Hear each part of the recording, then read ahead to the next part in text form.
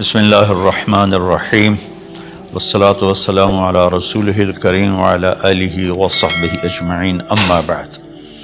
میرے محترم بھائیوں، بہنوں، بچوں، بچیوں، عزیزوں، جاننے والے، نہ جاننے والے، السلام علیکم ورحمۃ اللہ وبرکاتہ۔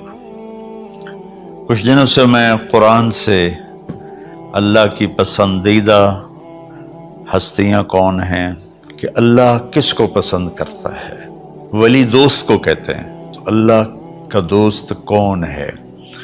وہ یہ کوئی وراثتی چیز نہیں ہے کہ ایک بڑے اولیاء اللہ تھے تو اب ان کا بیٹا بھی انہی جیسا ہوگا۔ ہمارے یہاں وراثت چلتی ہے کہ بڑے بزرگ کا بیٹا بھی بزرگ بن جاتا ہے، چاہے وہ کلین شیو ہو، وہ لوگ اس کے پاؤں چوم رہے ہوتے ہیں، جہالت ہے۔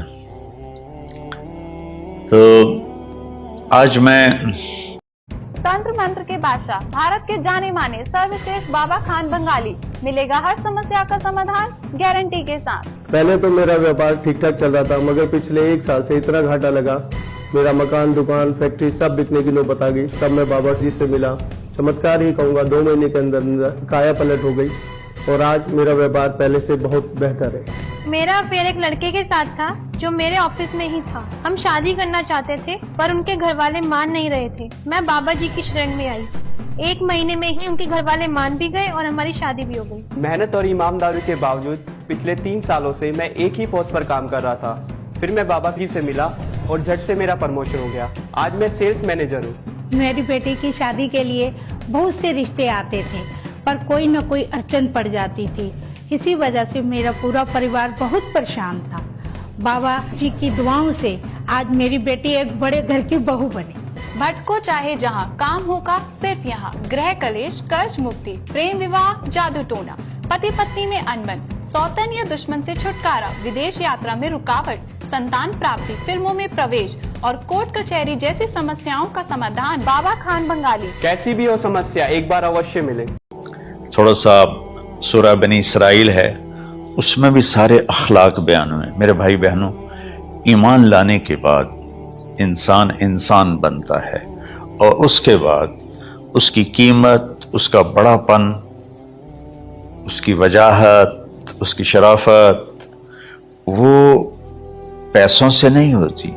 पैसों से इंसान मालदार तो हो जाता है, बड़ा नहीं बनता। हमारा इल्म गलत हो गया। बड़ा बड़ा बंदा जे बोल दिया 3 मिलियन, ये 200 मुरब्बन, ये नवाबा फलाना है। मेरे भाइयों, ये बिल्कुल गलत इल्म है। बड़ा वो है जिसे अल्लाह पसंद करे। बड़ा वो है जो मेरे नबी की जिंदगी के पीछे चले। बड़ा वो है जिससे अल्लाह ताला राजी हो जाए। बाकी सब छोटे छोटे हैं। तो आज एक तीसरी जगह से मैं कुछ बातें कुरान से अर्ज करूंगा जिनका ताल्लुक हमारे ईमान से भी है, अखलाक से भी है। वो है बिस्मिल्लाहिर्रहमानिर्रहीम, वक़ज़ा रब्बुका अल्ला तअबुदू इल्ला इय्याहु बिलवालिदैन इहसाना इम्मा यबलुगन्ना इंदकल किबरा अहदुहुमा औ किलाहुमा फला तकुल लहुमा उफ़ वला तन्हरहुमा वक़ुल लहुमा क़ौलन करीमा वख़्फ़िद लहुमा जनाहज़-ज़ुल्लि मिनर रहमा वक़ुल रब्बिरहमहुमा कमा रब्बयानी सग़ीरा। ये बहुत बड़ा मज़मून है। अल्लाह ने कुरान भर दिया वालिदैन के खिदमत के लिए, वालिदैन की इताअत के लिए, वालिदैन की मानने के लिए। पहला जुमला है और तेरे रब ने फैसला किया, एक मतलब। दूसरा, और तेरे रब ने हुक्म किया कि बंदगी सिर्फ अल्लाह की है। बंदगी सिर्फ अल्लाह की है। अब्द उसे कहते हैं जो हर बात पे सर झुका दे। अब्द उसे कहते हैं जो हर बात पे बिछ जाए, उसको अब्द कहते हैं। तो अल्लाह कह रहा है, मेरे बंदो, मेरा एक फैसला है और मेरा एक हुक्म है, मेरे सिवा نہ تمہارا ہاتھ کسی کے آگے پھیلے، نہ تمہاری گردن کسی کے آگے جھکے۔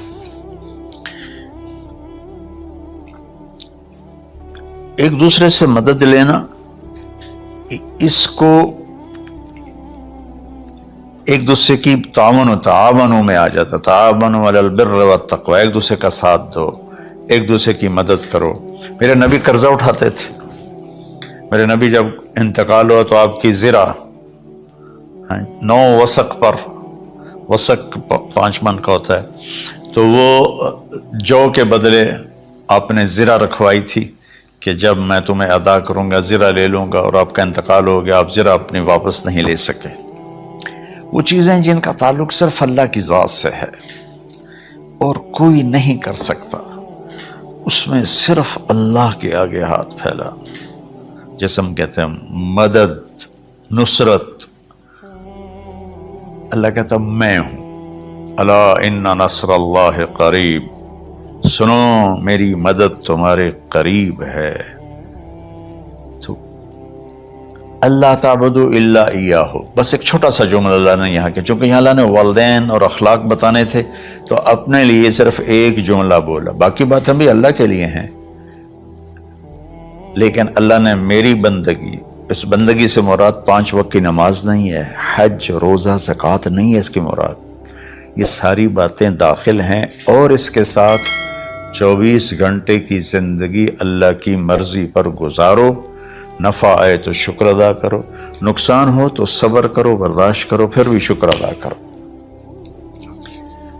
کہ میرا رب یہ کہہ رہا ہے کہ میں نے صرف اللہ سے تعلق جوڑنا ہے۔ اللہ کے نبی نے اپنے چچا زاد بھائی عبداللہ بن عباس سے فرمایا کہ یا غلام، اے نوجوان، اوصیک بکلمات فاحفظہ، میں تمہیں چند باتوں کی وصیت کرتا ہوں۔ کیا؟ احفظ اللہ، احفظ اللہ یحفظک اللہ، یحفظک اللہ، اللہ کے اوامر کی حفاظت کر، اللہ تیری حفاظت کرے گا۔ احفظ اللہ تجدہ تجاہک، تو اللہ کے اوامر، اسلام، حلال حرام کی پہچان کر کے زندگی گزار تو اللہ کو ہر وقت تو اپنی مدد کے لیے تیار پائے گا۔ اور لمبی حدیث ہے، بنا عشاء کی نماز کا وقت ہو رہا ہے، اس میں وہ جملہ جو اس میرے مضمون سے متعلق ہے، وَإِذَا سَأَلْتَ فَاسْأَلِ اللَّهِ، جب بھی مانگو اللہ سے مانگو، جب بھی مانگو اللہ سے مانگو، اللہ کے سوا کوئی دینے والا نہیں ہے، صرف اللہ ہے دینے کے لیے۔ وَإِذَا اسْتَعَنْتَ فَاسْتَعِنْ بِاللَّهِ، اور جب مدد کے لیے ہاتھ اٹھاؤ تو صرف اللہ کو پکارو، جب ضرورت حاجت کے لیے مدد کے لیے ہاتھ اٹھاؤ تو اپنے اللہ کو پکارو۔ تو یہ حدیث کی بات بھی ہے، یہ قرآن کی بات بھی ہے۔ اس کے بعد آگے اللہ کہتا ہے وَبِالْوَالِدَيْنِ إِحْسَانًا، اور اپنے والدین کے ساتھ احسان کرو۔ احسان کا کیا مطلب ہے؟ اللہ آگے اسی کی تشریح کر رہا ہے۔ ویسے احسان کا مطلب عربی میں ہوتا ہے، یہ جو ہمارا اردو کا احسان ہے، میں تیرے تے احسان کیتا ہے تو ہوں میں مالکی کر رہے ہیں، یہ بھی مطلب ہے، لیکن احسان کا اصل مطلب ہوتا ہے، احسان حسن سے ہے، حسن، حسن سے الف، 2 الف ملے اور احسان بن گیا۔ احسان کا مطلب ہوتا ہے کسی بھی کام کو جو دنیا کا ہے، دین کا ہے، اسے انتہائی خوبصورت طریقے سے کرنا۔ جیسے کسی دلہن کا میک اپ ہوتا ہے نا، تو 5-6 گھنٹے 4 گھنٹے کے بعد وہ کہتی ہے، جو ہوتی ہے اس کا میک اپ کرنے والی، کہ بس یہ مکمل ہو گیا ہے اور اب اس سے آگے نہیں ہے۔ تو آخری انتہا، اچھائی کی آخری انتہا پر پہنچ کے کام کرنے کو احسان کہتے ہیں۔ تو میرا اللہ کہہ رہا ہے میرے بندو، اپنے والدین کے ساتھ وہ کرو کہ جو بھلائی کی، خدمت کی، ماننے کی آخری حد ہے۔ سبحان اللہ۔ وبالوالدین احسان، بالوالدین پہلے ہے، احسان بعد میں ہے۔ اللہ تعالیٰ نے باقی سب کو پیچھے کر کے فرمایا کہ دیکھو، خاص طور پہ ماں باپ کے ساتھ وہ رویہ کرو کہ ان کے دل سے دعائیں نکلیں. چند دن پہلے ایک والد یوں ہاتھ اٹھا کے کہہ رہا تھا اپنے بیٹے، اکلوتا بیٹا، میں منگنا اللہ کو لو اللہ تینوں چاہ لگے. باپ بیٹے کے لیے یہ دعا مانگ رہا تھا اور بیٹا اکیلا ہے، یہ بد دعا باپ کر رہا تھا. تو بھائیو ایسی اولاد نہ بنو جس ماں نے پیٹ میں 9 مہینے اٹھایا پھر جننے کی تکلیف برداشت کی. ایک شخص آیا حضرت عبید بن عمیر کے پاس کہ حضرت میں نے ماں کو اپنے کندھے پہ بٹھا کے پیدل حج کرایا ہے،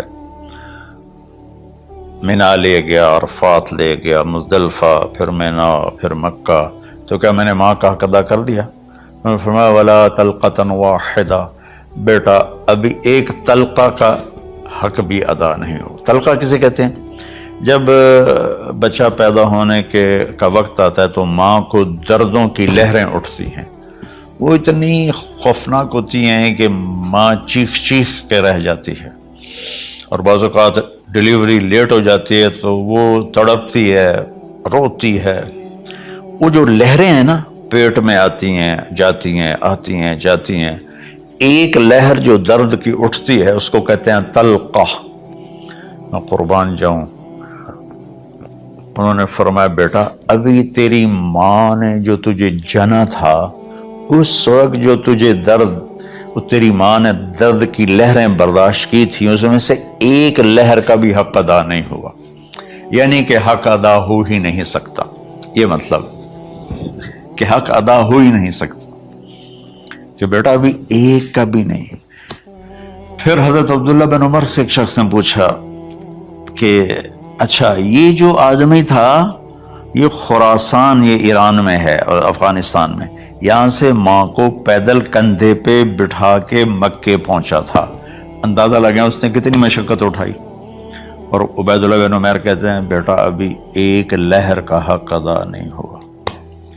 یہی سوال حضرت عبداللہ بن عمر سے کیا ایک شخص نے کہ حضرت میں نے اپنی ماں کو حج کرایا ہے، سارا میں نے پیدل کرایا ہے اور کندھے پہ اٹھا کے کرایا ہے، تو کیا میں نے ماں کا حق ادا کر دیا؟ وَلَا زَفْرَةً وَاحِدًا وَلَا زَفْرَةً وَاحِدًا. ہائے ہائے کہ بیٹا تیری ماں نے تجھے پالتے ہوئے جو تھک تھک کے لمبے لمبے سانس لیے، ہوکے بھرے، ابھی ایک ہوکے کا حق بھی ادا نہیں ہوا، یعنی حق ادا ہو ہی نہیں سکتا. تو احسان کے آگے تشریح آ رہی ہے. تو آج میں صرف اتنی بات کروں گا کہ میرے بھائیوں، میری بہنوں، میرے بچوں، میری بچیوں، اللہ کے واسطے ماں باپ کو دکھ نہ دینا ورنہ اللہ بھی ناراض ہو جائے گا. چند دن پہلے ایک بچہ بچی میرے پاس آئے، دونوں میڈیکل اسٹوڈنٹ تھے، کہیں گے ہم شادی کرنا چاہتے ہیں. تو بچی نے کہا جی میرے والدین ناراض ہیں، وہ نہیں، اس رشتے پر راضی نہیں ہیں. تو میرے باپ کہتے ہیں اگر تو نہیں یہاں رشتہ کیا تو تیری میری ایک درمیان ایک خط آئے، کھچ جائے گا خلیج، ہم اس پار نہیں آئیں گے تو اس پار نہیں آئے گی. میں نے کہا بیٹی جس ماں نے تجھے 9 مہینے پیٹ میں پالا، 2 سال تجھے دودھ پلایا، تیری پوٹیاں پیشاب صاف کیا، تجھے پیمپر باندھے، تجھے اٹھ اٹھ کے راتوں کو اپنی چھاتی سے دودھ پلایا، کیا اب اس کا اتنا بھی حق نہیں کہ تم اس کی رائے کا احترام کرو؟ اتنا بھی حق نہیں ہے؟ تو میں نے کہا بیٹا میری کوئی رائے نہیں ہے، تو اگر تیرے ماں باپ راضی ہیں تو بسم اللہ ضرور کر، اگر راضی نہیں ہے تو دیکھو موت تک تجھے ماں باپ کی دعا نہیں ملے گی، اور ماں باپ کی دعا نہ ملی تو کچھ بھی نہیں ملے گا.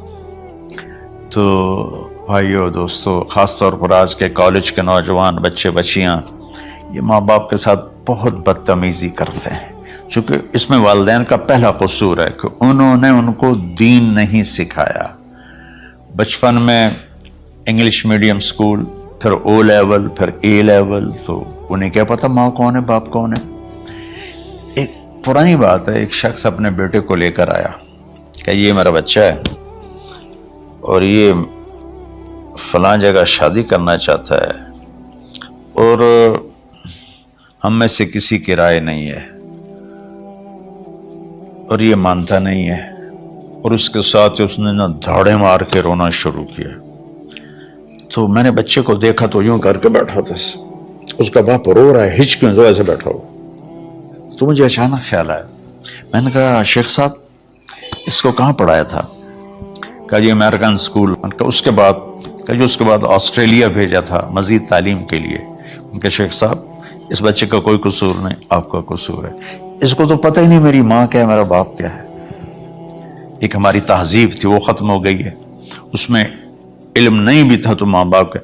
میں نے اپنی آنکھوں سے دیکھا، میں نے اپنے دادا کو دیکھا لیکن میں یاد نہیں، لیکن جو میرے دادا کے چھوٹے بھائی تھے ان کو میں سنبھلتا ہوں، ان کو میں نے دیکھا ہے. تیسری چوتھی جماعت تک میں تھا. 61 میں ان کا انتقال ہوا، میری 9 سال عمر تھی. تو 8 سال ان کے بیٹے جوان تھے، اور ڈیرے میں جب وہ بیٹھتے تھے تو ان کے بچے ان کے سامنے نہیں بیٹھتے تھے، ان کی پیٹھ کے پیچھے بیٹھتے تھے.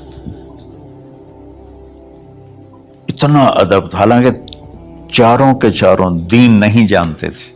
تہذیب تھی، ثقافت تھی، جو آج کی تہذیب نے ہم سے سب کچھ چھین لیا. اب بھی آپ جاؤ بیٹا تھر پار کر میں گیا ہوں 2-3 دفعہ، اور وہاں مسلمان نہیں ہندو عورتیں جب گاڑی گزرتی ہے تو گھونگھٹ کو نیچے کر لیتی ہے، اپنا چہرے کو فوراً چھپا لیتی ہیں. تو خیر بہرحال میں نے کہا شیخ صاحب اس بچے کا قصور نہیں، آپ کا قصور ہے. تو میرے بچوں اپنے ماں باپ کو خوش کرو، راضی کرو. ان کا راضی ہونا اللہ کی رضا ہے.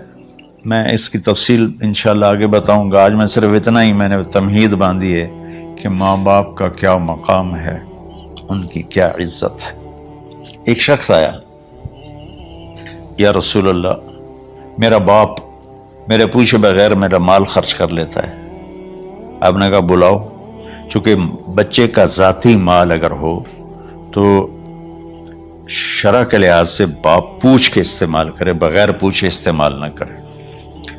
جب اسے پتہ چلا کہ میرے بیٹے نے شکایت کی ہے تو عرب کی شاعری تو مشہور تھی، انہیں دل میں کچھ اشعار پڑھے. جو آیا تو جبریل پہلے آ گئے، یا رسول اللہ اللہ تعالیٰ کہہ رہے ہیں آپ اس سے پوچھیں وہ شعر بتاؤ جو تیرے کانوں نے تو نہیں سنے، تیرے دل میں آئے تھے اور اللہ نے سن لیے. تو اللہ کے نبی نے فرمایا بھائی تیرا انشاءاللہ کیس سنتے ہیں، لیکن پہلے وہ شعر سناؤ جو تم نے تو نہیں کہے زبان سے پر اللہ نے سن لیے ہیں. تو آپ نے اس سے ارشاد فرمایا کہ تمہاری بات ہم سنتے ہیں باپ بیٹے کی، لیکن پہلے وہ شعر سناؤ جو تیری زبان سے ادا نہیں ہوئے، تیرے کانوں نے نہیں سنے، تیرے دل کی گونج تھی اور تیرے دل کی آہ اور فریاد تھی جو دل ہی میں گھٹ کے رہ گئی، اسے اللہ نے سنا ہے. وہ کہتا ہے سناؤ.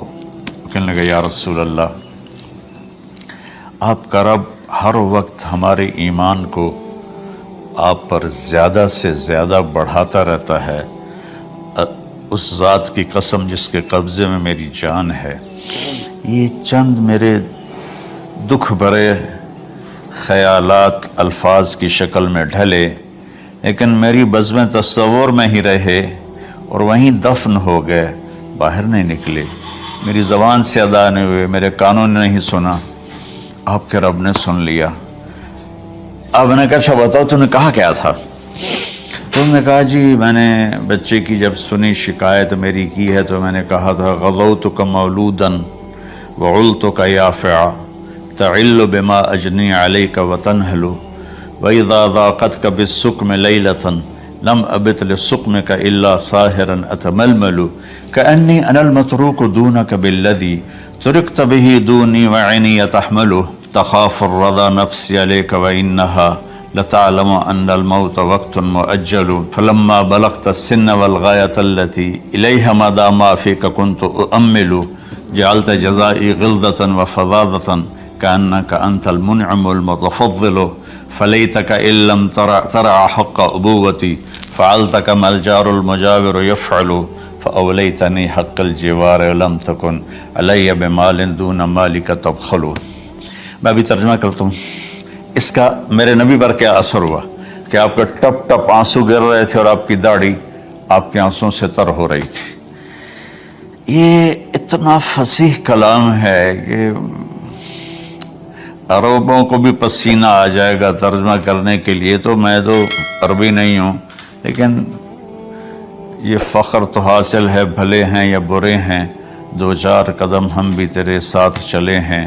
کچھ عرصہ اہل علم کی محفلوں میں بیٹھے، کچھ زبان کی شناسائی ہوئی، تو میں اپنی کم مائگی کے ساتھ اس کا ترجمہ کروں گا. وہ کہتا ہے غزوتک مولودا وعلتک یافع تعل بما اجنی علیک وتنحل. میرے بیٹے، جس دن تو پیدا ہوا ہم نے اپنے لیے جینا چھوڑ دیا. ہوئے ہوئے ہوئے ہم تیرے لیے جیے. تیری ماں تجھے دودھ پلاتی تھی، میں تیرے لیے روٹی کے نوالے لاتا تھا. میری ساری کمائی پہلی اور آخری سب تیرے اوپر لگتی تھی. تجھے خوش دیکھتے تھے تو خوش ہوتے تھے، تجھے روتا دیکھتے تھے تو ہم روتے تھے. وَإِذَا ذَاقَتْكَ بِالسُّقْمِ لَيْلَةً لَمْ أَدْلِ سُقْمَكَ إِلَّا سَاهِرًا أَتَمَلْمَلُ. جب تو کبھی بیمار ہو جاتا تھا تو تیرے سرانے بیٹھ کر ہم ساری رات روتے تھے اور دعائیں کرتے تھے، یا اللہ ہمارے بچے کو بچا لے، ہمارے بچے کو صحت دے دے. اس تڑپ میں ساری رات میں جاگتا تھا. تیرے لیے میں نے اپنا سب کچھ لگا دیا، اپنے لیے جینا چھوڑ دیا، اپنی خواہشات کو دبایا، تیری ہر خواہش کو پورا کیا. تجھے مسکرانے کے لیے، تجھے ہنسانے کے لیے میں دھکے دھوڑے کھاتا رہا. کبھی گرمی لو کی جھلسا دینے والی ریت اور کبھی سردی کے سرد ہوا کے تھپیڑے، لیکن میں ان دونوں سے گزرتا ہوا تجھے پالنے کی خاطر اپنے آپ کو کھپاتا رہا.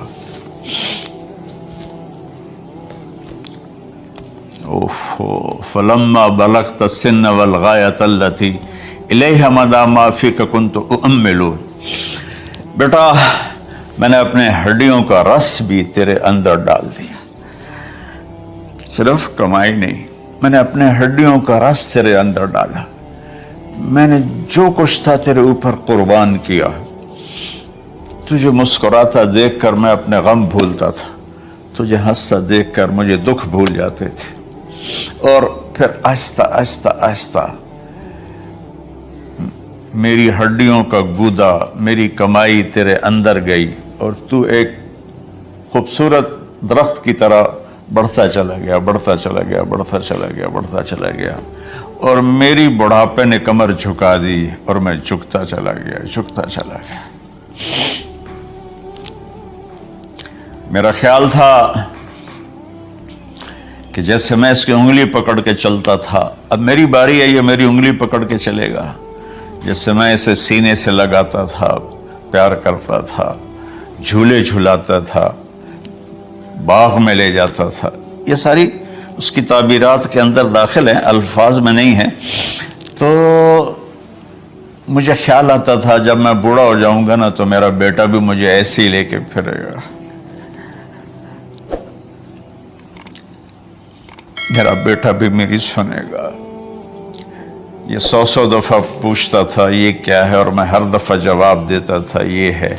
تو اب میں بوڑھاپے میں اس سے بات کروں گا، یہ میری بات سنے گا. میں اس کو نوالے کھلاتا تھا، یہ مجھے روٹی کھلائے گا. میں اس کا انگلی پکڑ کے چلتا تھا، یہ میرا ہاتھ پکڑ کے چلے گا. میری کمر بڑھاپے نے جھکا دی اور میں ایک خشک پیڑ کی طرح ہو گیا، اور جوانی نے تیری کمر کو سیدھا کیا اور تو ایک تر و تازہ درخت بن گیا.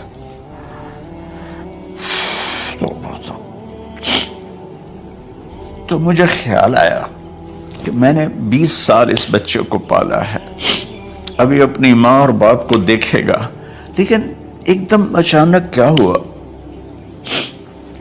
فلما بلغت السن والغایۃ